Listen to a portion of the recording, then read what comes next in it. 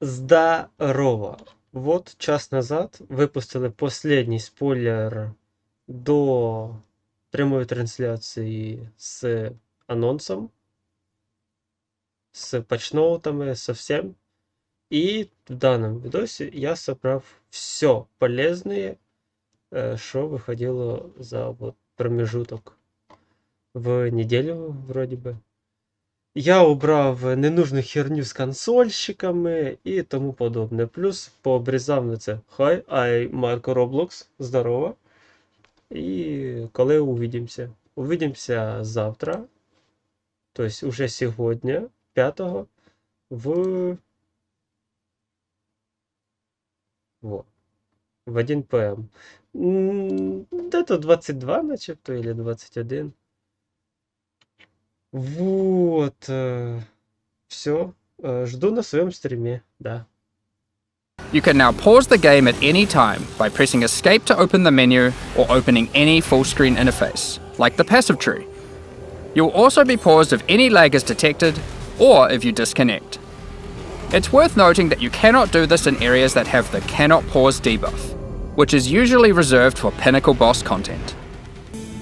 In 3.26 you will be able to use Orbs of Horizon to reroll your Elder and Conqueror Guardian maps. Doing so will reroll the base map and the Guardian of that map. We're also adding a small additional inventory to the map device. This can be particularly useful if you're rolling many maps to run in sequence, or you want to use varying amounts of scarabs or other map fragments. Jun has finally passed the ability to unveil items onto you.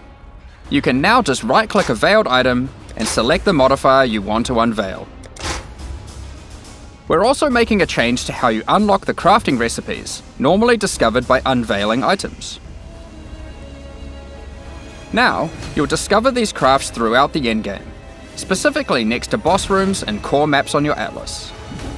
In 3.26 we'll be bringing back the Veiled Chaos Orb. Both failed currencies will now exist. Additionally, we're adding Exalted Orbs that apply Shaper Influence and Elder Influence to items.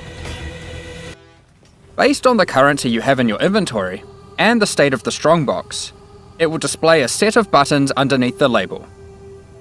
You can instantly click those buttons to immediately use the currency item they correspond to.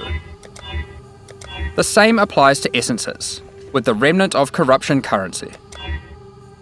You must have those currency items in your inventory, but you no longer need to open it to use them.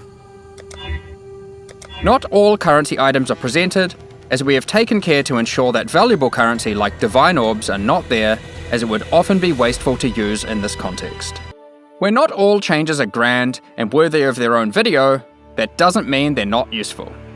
I figured we should rapid fire through a bunch of our quality of life honorary mentions, coming in Secrets of the Atlas. During breach encounters, all the splinters will be automatically collected and dropped at the end of the breach encounter.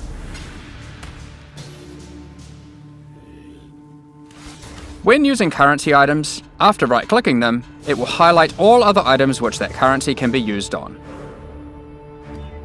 When fighting pinnacle bosses, specifically boss fights that consist of only an arena with a boss in it, such as Maven or Elder, you can no longer gain experience, but more importantly, you cannot lose experience if you die to them. So you no longer have to reach your next level milestone before attempting to fight them.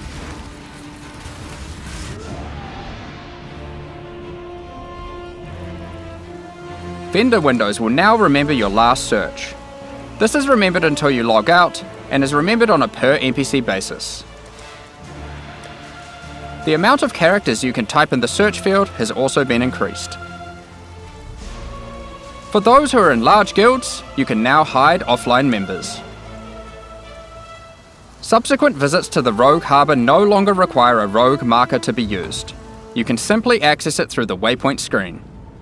Those were our honorary mentions for quality of life. With GGG Live on June 5th, we're looking forward to deep diving into the Secrets of the Atlas expansion, and letting you know all about the other epic changes and improvements we'll be making. Thanks very much, and see you then. А вот тут дропсы для стримов. This Skull of Undeath will track and show your total number of kills, deaths, and your KDR. Just because Path of Exile is in a first-person shooter doesn't mean this isn't important. Proudly or shamefully, link it to your friends, or in global chat to show it off.